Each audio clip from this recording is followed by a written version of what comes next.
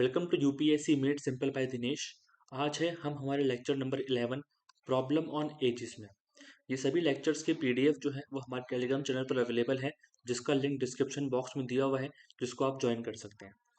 देखो, इस टॉपिक की अगर मैं बात करूँ तो इससे एक से दो क्वेश्चन और कई बार 3 क्वेश्चन भी एग्जाम में आते हैं। तो ये टॉपिक आपको करना है, ठीक है, अच्छे से इसको तैयार करना है। क्योंकि देखो, प्रॉब्लम ऑफ एजेस के अंदर ऐसा कोई कंसेप्ट नहीं है अलग से समझने का। जो आपने अब तक समझा है परसेंटेज वाले के अंदर या फिर रेशियो एंड प्रोपोर्शन वाले के अंदर, जो टॉपिक्स हमने समझे हैं उन्हीं से बस हमें क्वेश्चन क्वेश्चन की लैंग्वेज के अकॉर्डिंग चीज़ों को सेट करना होता है और हमको आंसर मिल जाता है। यानी कि कोई ज़्यादा इसमें परेशानी लेने वाली बात नहीं है, ठीक है। तो शुरू करते हैं क्वेश्चन नंबर 1 से। डायरेक्ट मैंने क्वेश्चन लिए हैं, ज़्यादातर यूपीएससी के पीवाईक्यूज हैं। ये आप कर लेंगे तो आपको एक आइडिया लग जाएगा कि यूपीएससी किस तरह के क्वेश्चन इस टॉपिक से पूछ रहा है, किस तरीके से डेटा सफिशिएंसी वाले क्वेश्चंस जो हैं वो प्रॉब्लम ऑन एजिस से मिलाकर पूछे जा रहे हैं, जिससे कि क्वेश्चन को थोड़ा सा कॉम्प्लेक्स बनाया जाए। पर उसके बाद भी क्वेश्चन ज़्यादा इसमें कॉम्प्लेक्स आते नहीं है, आप कर लोगे आराम से, ठीक है। तो पहला क्वेश्चन समझते हैं। X said to Y, X ने वाई से क्या कहा, at the time of your birth, आपके बर्थ के टाइम पर I was twice as old as you are at the present। ध्यान से समझना इस बात को। क्या कह रहा है, जब आपका जन्म हुआ था, जब आपका बर्थ हुआ था, तो तब मैं उतने साल का था। कितने साल का था? जितने साल के आप अभी हो ना, उसका मैं ट्वाइस था, डबल था। समझ में आ रही है कोई बात? इसका मतलब क्या हुआ, अगर मैं प्रेजेंट एज की बात करूं, ठीक है, y और ये x, ठीक है। y की प्रेजेंट एज सपोज करो a थी, ठीक है। तो x की एज y के बर्थ के टाइम पे, y के बर्थ के टाइम पर x की एज क्या होगी, इसके प्रेजेंट एज का डबल, 2a। इतना समझ में आ गया? ये अपने स्टेटमेंट बना दी।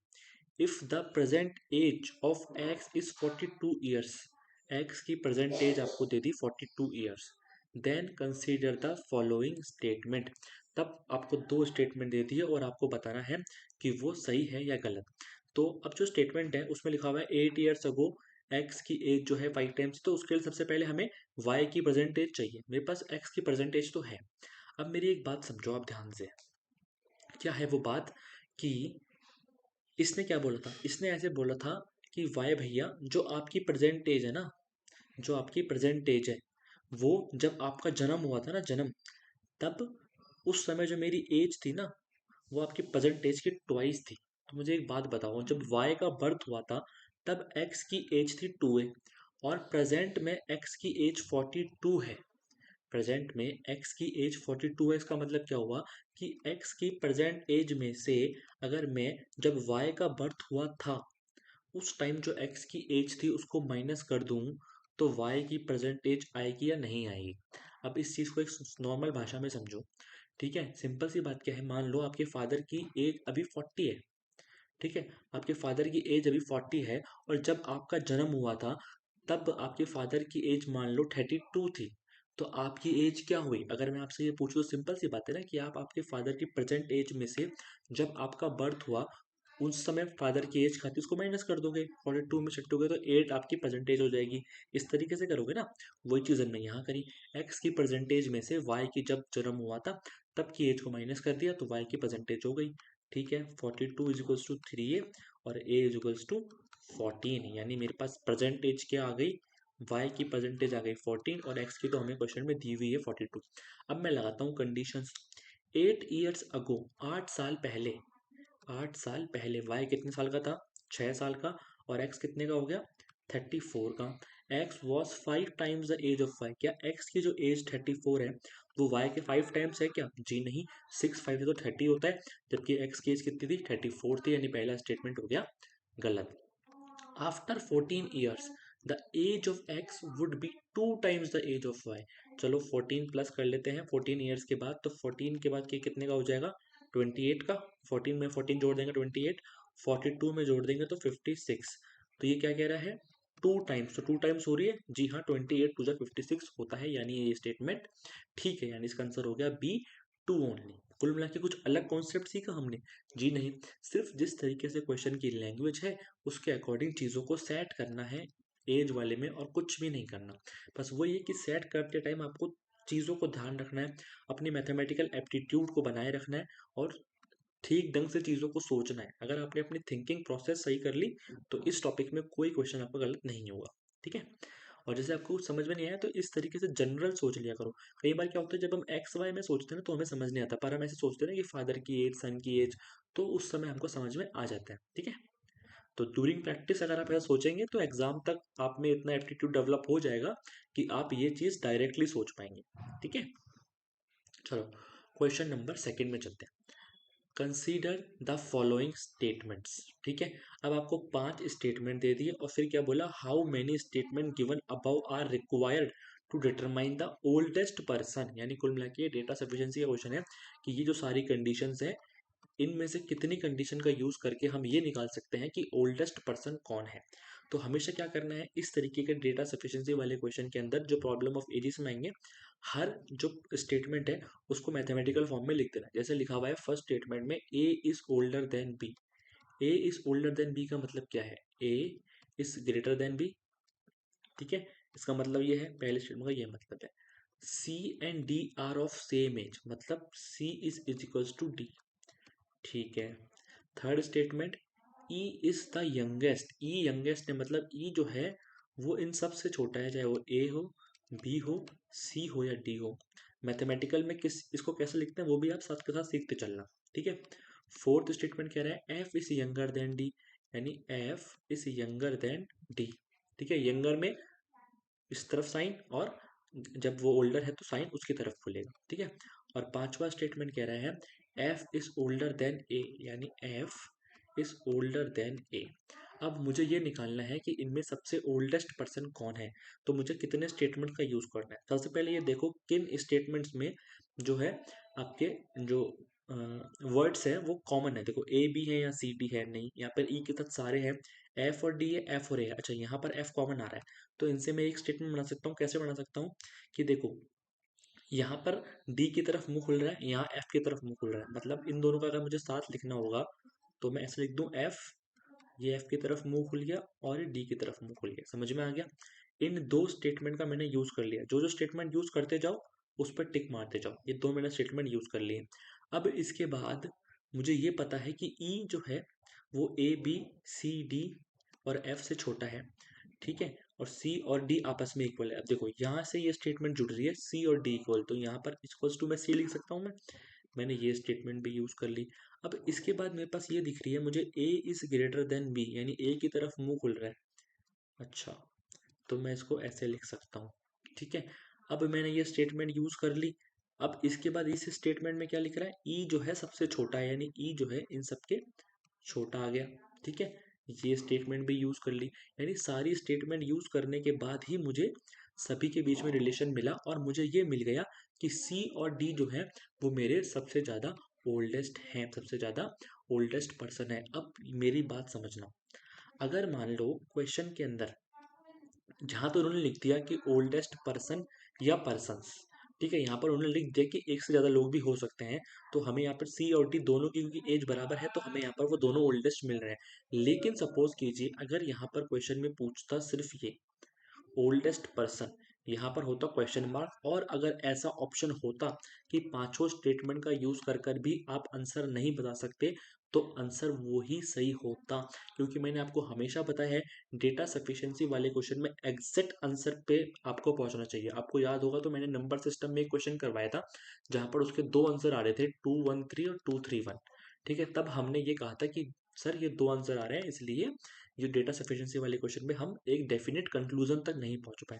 लेकिन यहाँ पर पर्सन्स लिखा था इसलिए हमने मान लिया कि हाँ ठीक है हम डेफिनेट कंक्लूजन पहुंच गए और ऑल 5 आंसर है। लेकिन अगर ऑप्शन में ऐसा होता कि पांचों स्टेटमेंट का यूज कर कर भी हम आंसर तक नहीं पहुंच सकते और यहाँ पर पर्सन्स नहीं लिखा होता, तो वही वाला ऑप्शन ठीक होता। इस चीज को आप दिमाग में अच्छे से डाल लीजिए। बाकी ये क्वेश्चन आई होप आपको समझ में आ गया होगा। चलो नेक्स्ट क्वेश्चन, ये आप कर सकते हो, वीडियो को पॉज करो और क्वेश्चन करने का ट्राई करो।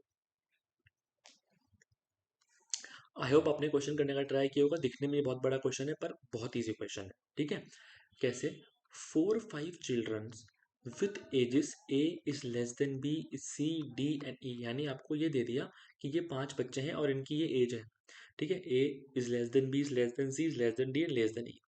Any two successive ages differs by 2 years. इसका मतलब क्या है कि जो ये दो सक्सेसिव एजेस है ना, एक के बाद एक, ए के बाद बी, बी के बाद सी, इनमें 2 साल का डिफरेंस है। इसका मतलब क्या हुआ, इसका मतलब ये हुआ कि ए की वैल्यू x माने तो बी की value x+2, accordingly x+4, x+6, x+8 कितने हैं ये, 1 2 3 4 5, 1 2 3 4 5। समझ में आया? ये मैंने क्या सपोज किया, ये मैंने सपोज किया कि यहाँ लिखा हुआ है कि ये इससे बड़ा है और 2 साल का डिफरेंस है लगातार 2 एजेस के अंदर, तो मैंने x, x+2, x+4, x+6, x+8 मान लिया। क्वेश्चन क्या है, क्वेश्चन है what is the age of the youngest child. Youngest child कौन है, ए, यानी मुझे x की वैल्यू निकालनी है और मुझे 2 स्टेटमेंट दिए हुए हैं और क्वेश्चन है डेटा सफिशिएंसी वाला, ठीक है। तो मुझे क्या करना है, क्या एसओपी मैंने बताई थी आपको, स्टैंडर्ड ऑपरेटिंग प्रोसीजर। इस तरह क्वेश्चन में पहले सिर्फ स्टेटमेंट 1 लो और देखो आंसर आ रहा है क्या। The age of the eldest is 3 time the youngest, यानी कि जो एल्डेस्ट पर्सन है इसका और इसकी एज में मुझे रिलेशन दिया हुआ है, यानी x+8 जो है इस 3 टाइम्स ऑफ यंगेस्ट। इससे मुझे x की वैल्यू मिल जाएगी, जी हाँ बिल्कुल मिल जाएगी, आराम से मिल जाएगी। x की वैल्यू आ गई 4, यानी सिर्फ स्टेटमेंट 1 से आंसर आ गया मेरे पास, ठीक है। चलो अब स्टेटमेंट 2 की बात करते हैं। The average age of children is 8 years. Average को याद करो, एवरेज एज दी हुई है 8 ईयर्स, तो बच्चे हैं 5, तो टोटल सम ऑफ एजेस कितना हो जाएगा, 8 5 40 ईयर्स। याद करो एवरेज वाली क्लास, हर क्वेश्चन हम ऐसे ही करते थे। अब मेरे पास ये x में सारी वैल्यू है, ठीक है, और मुझे सम दिया हुआ है, तो बट ऑब्वियस सी बात है कि मैं इन सबको जोड़ के इसके इक्वल लिख के x की वैल्यू निकाल सकता हूँ। अब एक इंटेलिजेंट बच्चा क्या होगा कि वो क्वेश्चन को अब सॉल्व करेगा इसके आगे, नहीं करेगा, क्योंकि आंसर तो निकालने के लिए कहा ही नहीं ना हमें। हमें तो सिर्फ उसने इतना सा बोला है कि क्या आप x की वैल्यू निकाल सकते हो इन स्टेटमेंट से, तो हाँ मुझे दिख रहा है मैं निकाल सकता हूँ, तो मैं निकाल के क्यों देखूँ, दिख ही रहा है मुझे, यानी स्टेटमेंट 1 से भी मुझे आंसर मिल जाएगा और स्टेटमेंट 2 से भी मिल जाएगा। तो ऐसा ऑप्शन कहाँ है, the question can be answered by using one of the statement but can not be answered, नहीं, question can be answered by using either of the statement alone, यानी अलोन स्टेटमेंट यूज करके भी आप दोनों का answer निकाल सकते हो। Option B is the correct answer, ठीक है। चलो आगे चलते हैं। अगला क्वेश्चन है the average age of a teacher and 3 student is 20 years. Teacher और 3 स्टूडेंट की एवरेज एज 20 ईयर्स है। If all the 3 students are of same age, तीनों स्टूडेंट सेम एज के भी हैं, ठीक है, and the difference between the age of the teacher and each student is 20 years, then what is the age of teacher. आप video का pause कीजिए, ये क्वेश्चन आप इजीली कर सकते हैं। आई होप आपने क्वेश्चन किया होगा। देखो इसमें एज वाला तो सिर्फ फैक्टर है, बाकी ये क्वेश्चन एवरेज में भी हमने इस तरीके के करे हैं। तो क्या बोल रहा है कि टीचर और 3 स्टूडेंट, तो मैंने क्या माना, टीचर की एज x मान ली और हर एक स्टूडेंट की मैंने एज y मान ली। तो एक टीचर और 3 स्टूडेंट की एज कितनी दे रखी है, एवरेज दिया हुआ है इनका 20, तो ये कितने लोग हैं, 4 लोग हैं, तो 20 × 4 कितना हो गया, 80, तो टोटल सम कितना हो गया इनका, 80, ठीक है। एक तो स्टेटमेंट ये मिल गई मुझे। सेकंड मुझे क्या कह रहा है कि टीचर की एज और ईच स्टूडेंट की एज का डिफरेंस 20 है, मतलब x माइनस वाई दिया हुआ है 20। अब मुझे निकालना है टीचर की एज, यानी मुझे x निकालना है, तो यहाँ से मैं y की वैल्यू ले लेता हूँ। y की वैल्यू आ जाएगी x माइनस 20। चलो ठीक है, x plus 3 of x minus 20 is equals to 80, तो x plus 3x minus 60 is equals to 80। 4x is equals to 61 जगह प्लस हो जाएगा 140, तो x की वैल्यू क्या आ जाएगी 140/4, 4 3 12, 35 ईयर्स ऑफ एज, ठीक है, बिल्कुल इजी था। चलो फिर से वही स्टेटमेंट डेटा सफिशिएंसी वाला क्वेश्चन, यूपीएससी का फेवरेट। आप वीडियो का पॉज कीजिए, क्वेश्चन करने का ट्राई कीजिए।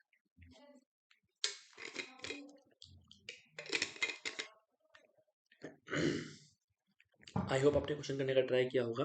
देखो 3 statement S1 S2 S3 are given below and followed by a question. S1 में क्या लिखा हुआ है, ठीक है, S1 में लिखा है C is younger then D but older than A and B। इसका मतलब क्या है, C जो है यंगर देन D है but older than A and B है। ये लिखना आपको आना चाहिए स्टेटमेंट से, ठीक है। S1 का ये मतलब है, ठीक है सर। S2 का क्या मतलब है? D is the oldest, D जो है सभी पे ओल्डेस्ट है, यानी D जो है वो A B और C सबसे ओल्डेस्ट है। ये स्टेटमेंट 2 में आ गया, ठीक है। स्टेटमेंट थर्ड क्या कह रहा है? A is older then B, A is older then B। अब क्वेश्चन समझना, who among A B C and D is the youngest. अब मुझे यंगेस्ट निकालना है, तो इसमें मैं कितने स्टेटमेंट का यूज करके निकाल सकता हूँ? सबसे पहले देखो, क्या सिर्फ पहले स्टेटमेंट से मुझे यंगेस्ट मिल रहा है क्या?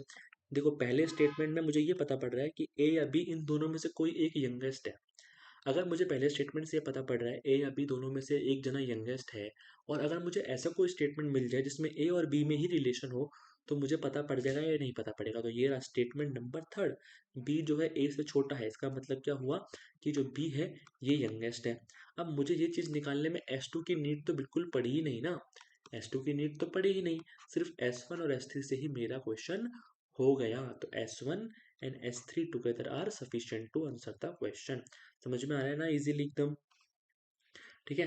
अगर मान लो ये पूछ लेता आपसे कि इसमें सबसे बड़ा कौन है, अगर सबसे ओल्डेस्ट पूछ लेता तो क्या आंसर होता? देखो, सबसे ओल्डेस्ट मुझे S1 से भी पता पड़ रहा है, अलोन S1 से, और अलोन S2 दोनों से मुझे पता पड़ रहा है, ठीक है ना। चलो आगे चलते हैं। Anna was born 4 years after her parents marriage, ठीक है। एना जो है उसके पेरेंट्स की जो मैरिज हुई उसके 4 साल बाद उसका जन्म हुआ। Her mother is 3 years younger than her father, उसकी मदर जो है उसके फादर से 3 years यंगर है, ठीक है। एंड 24 years ओल्डर देन इना, और इना से 24 years ओल्डर है। Who is 13 years old, Ina की एज आपको दे दी। At what age did Anna's father get married. चलो इस वीडियो को पॉज करो और इस क्वेश्चन को पढ़ने का ट्राई करो, थोड़ा दिमाग वाला क्वेश्चन है, दिमाग लगाओगे तो आंसर आ जाएगा। आई होप आपने क्वेश्चन को ट्राई किया होगा, ठीक है। देखो क्या कह रहा है क्वेश्चन, क्वेश्चन ये कह रहा है कि जब उनके फादर और मदर की मैरिज हुई उसके 4 साल बाद इना का जन्म हुआ था, और इना की जो मदर है उसके फादर से 3 साल छोटी है, और उसके इना से जो है वो 24 साल बड़ी है।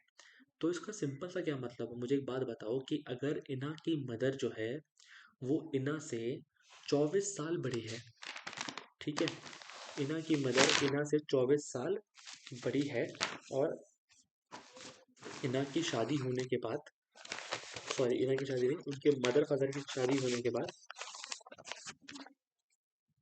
उनके मदर फादर की शादी होने के बाद उसका जो है 4 साल बाद जन्म हुआ था। अब सबसे मुझे पहले ये बात बताओ कि अगर ये उससे 24 साल बड़ी है तो उसका क्या मतलब है? इसका ये मतलब है कि जब इना का बर्थ हुआ, जब इना का बर्थ हुआ तब उसकी मदर 24 साल की थी, इसका ये मतलब हुआ या नहीं हुआ? ठीक है, जब इना का बर्थ हुआ तब उसकी मदर 24 साल की थी, ठीक है। ये बात समझ में आ गया, क्योंकि क्योंकि वो 24 साल बड़ी है ना उससे। मैंने आपको पहले क्वेश्चन में भी ये चीज़ बताई थी। मान लो कि आपके फादर आपसे 12 साल बड़े हैं, ठीक है, सिर्फ 12 साल बड़े हैं, तो मतलब जब आपका जन्म हुआ तो आपके फादर 12 साल के थे, इसका ये मतलब हुआ, ठीक है। तो 24 की हो गई इना की मदर जब उसका जन्म हुआ था। तो आपको चाहिए मैरिज की एज, तो मैरिज इना के जन्म से 4 साल पहले हुई थी, तो 24 में से 4 गए तो 20, यानी इना की मदर जब 20 years की थी तब उनकी मैरिज हुई थी। अब उसके जो फादर की एज पूछी है हमसे तो मैरिज के टाइम पर, और यहाँ पे ये लिखा हुआ है कि इना के फादर जो है वो 3 साल बड़े थे जब उनकी शादी हुई थी उनकी वाइफ से, यानी उनकी इना की मदर से, यानी कि 23 years के थे। 23 आंसर आ गया। चलो ये क्वेश्चन तो चलो आ गया आंसर। इसी क्वेश्चन को अगर मैं डेटा सफिशिएंसी का बनाऊं, तो मुझे एक बात बताओ, जो ये दिया हुआ है ईना की प्रेजेंट एज, ये कहीं पे काम आई क्या आपको? ये तो कहीं काम ही नहीं आई ना हमें, ये प्रेजेंट एज तो हमें काम ही नहीं आई। तो अगर मैं आपको ऐसे दे दूं कि ये स्टेटमेंट 1 है, ये स्टेटमेंट 2 है, ये स्टेटमेंट 3 है, ये स्टेटमेंट 4 है, और ये स्टेटमेंट 5 है, और मुझे ये बताओ कि उनकी फादर की कब मैरिज हुई थी, तो सिंपल सी बात है कि आप 1 2 3 और 4 का यूज़ करके ही आंसर निकाल सकते हो, 5 का यूज़ करने की ज़रूरत नहीं है, ठीक है। चलो, the sum of the ages of 5 members comprising a family 3 years ago was 80 years, यानी कि 5 लोगों की फैमिली है, उनकी फैमिली की 3 साल पहले जो टोटल एज थी वो 80 years थी, ठीक है ना। 5 जनों की 80 years थी, the average age of the family today is the same age it was 3 years ago. यानी 3 साल पहले जो एवरेज थी फैमिली के एज की, आज भी वही एवरेज है। ऐसा क्यों? एवरेज तो बढ़नी चाहिए साल के साल, लेकिन वो इसलिए नहीं बढ़ी क्योंकि because of an addition of a baby during the intervening period. यानी इस 3 साल में एक बेबी का जन्म हुआ और वो 5 से 6 जने हो गए फैमिली के अंदर, इसलिए उनके एवरेज एज जो है वो बढ़ी नहीं। How old is the baby, अब मुझे ये निकालना है how old is the baby. तो सिंपल सी का मतलब है इसका कि 3 years पहले का एवरेज को मैं प्रेजेंट एवरेज के इक्वल लिख दूं तो हो जाएगा। एवरेज कैसे आता है? सम ऑफ एजेस अपॉन पीपल। तो 3 साल पहले सम ऑफ एजेस कितना था? 80। और फैमिली में लोग कितने थे? 5 थे। ठीक है, प्रेजेंट में मुझे एक बात बताओ कि फैमिली की एज क्या होगी। देखो 3 साल पहले उन 5 लोगों की 80 थी। अब 3 साल में वो पांचों लोग 3 3 साल बढ़ गए होंगे, यानी 15 years तो वो बढ़ गए होंगे, प्लस एक बेबी ऐड हो गया। ये समझ में आया या नहीं आया? 80 साल 3 साल पहले थी टोटल एज, 5 साल बाद क्योंकि हर फैमिली मेंबर 3 3 years बढ़ गया होगा, ठीक है, तो 15 का ही हो गया, प्लस एक जो बच्चा हुआ है उसी का हमने निकालना है कि वो कितने साल का है। अब लोग कितने हो गए? ये 6 हो गए, तो ये काट दें। ठीक है, 16, 16 6 96 और ये हो जाएगा 95 प्लस एक्स। एक्स की वैल्यू कितनी आ गई? 1 year। यानी वो बेबी कितने का है? अभी 1 year का है। समझ में आ गया? बिल्कुल ईजी था। ये एवरेज का क्वेश्चन है एक तरीके से, पर इसको आप इधर भी पढ़ सकते हो। ठीक है, दोनों जो कंडीशन दी हुई है उससे हमने एवरेज को इक्वल रख दिया। मेन कैच था ये चीज़ लिखना। ये अगर आपने बना दी तो फिर तो कुछ भी नहीं है क्वेश्चन के अंदर। ठीक है, चलो आगे चलते हैं क्वेश्चन नंबर 8 पर। The age of mister X last year was the square of a number. ठीक है, मिस्टर एक्स की जो एज पिछले साल थी ना वो किसी एक नंबर का स्क्वायर थी, and it would be the cube of a number next year. और अगले साल ये किसी एक नंबर का क्यूब हो जाएगी। What is the least number of years he must wait for his age to become the cube of a number again. यानी अब उसको कितने साल और मिनिमम वेट करना पड़ेगा एक नंबर का क्यूब बनने के लिए। बहुत ही दिमाग वाला क्वेश्चन है, एक्चुअली में नंबर सिस्टम का क्वेश्चन है पर यहाँ डाला गया है एज के अंदर। चलो आप दिमाग लगाओ, सोचो उसको हम कैसे कर सकते हैं। आई होप आपने इस चीज़ में दिमाग लगाया होगा। देखो क्या क्या है कि एक साल पहले किसी एक नंबर का स्क्वायर थी और एक साल बाद किसी एक नंबर का क्यूब हो जाएगी। तो पहले हम परसेंटेज निकाल लेते हैं क्या है। तो ऐसा करते हैं, चलो यहाँ लिखते जाते हैं हम स्क्वायर और क्यूब। ये 2 का स्क्वायर हो गया, ये 3 का स्क्वायर हो गया, ये 4 का स्क्वायर हो गया, ये 5 का स्क्वायर हो गया, ये 6 का स्क्वायर हो गया और ये 7 का स्क्वायर हो गया। ठीक है, चलो अब लिखते हैं 2 का क्यूब। 2 का क्यूब हो गया, 3 का क्यूब, 4 का क्यूब, ठीक है, 5 का क्यूब, इस तरीके से 6 का क्यूब और ये 7 का क्यूब।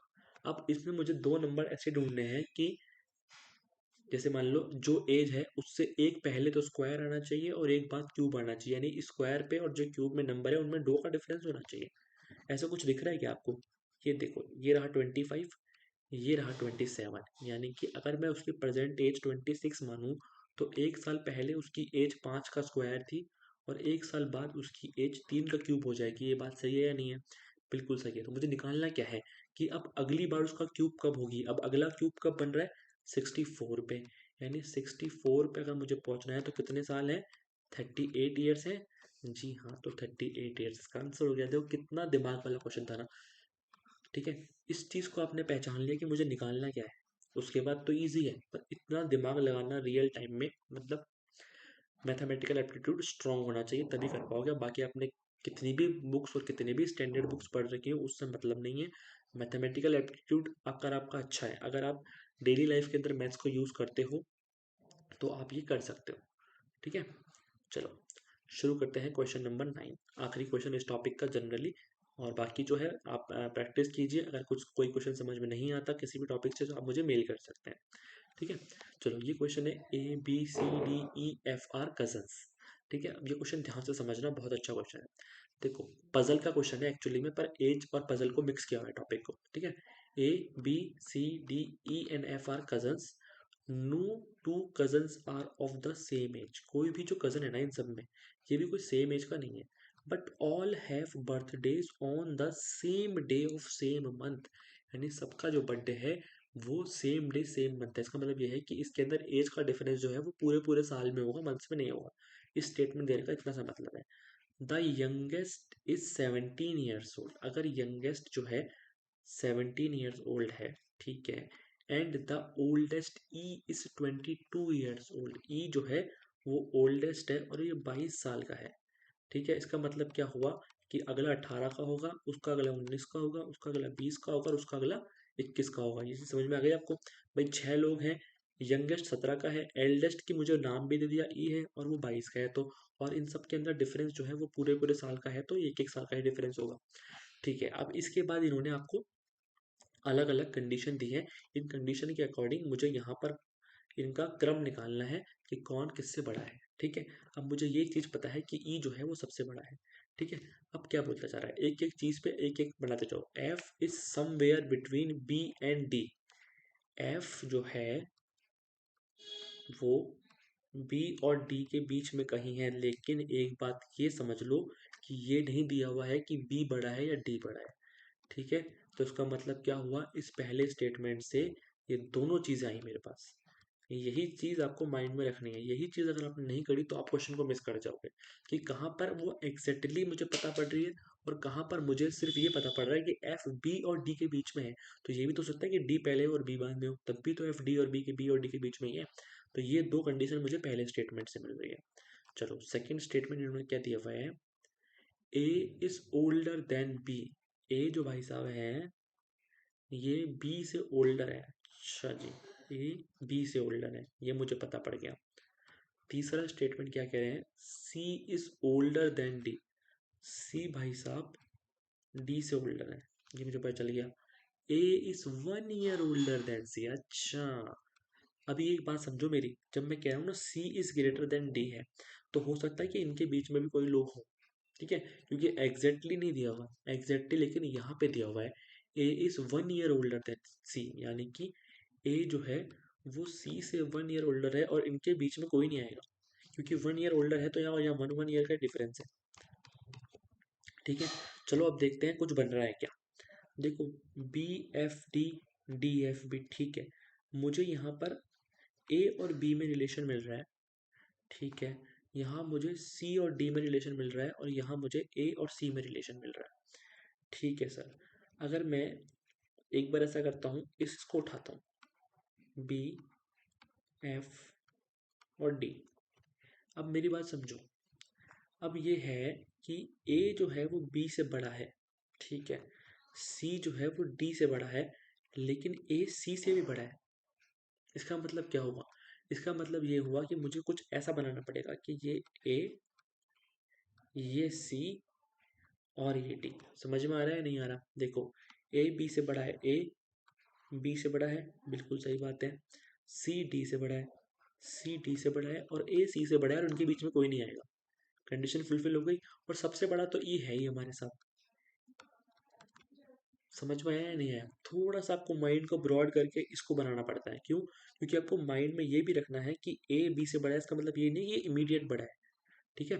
ये ऐसे भी बड़ा हो सकता है। तो एक कंडीशन ये बन गई, तो इसमें एज लिख सकता हूँ मैं इसके ऊपर, जी हाँ बिल्कुल, 17, 18, 19, 20, 21, 22। ये बात तो सही हो गई, लेकिन ये वाली चीज़ भी तो है।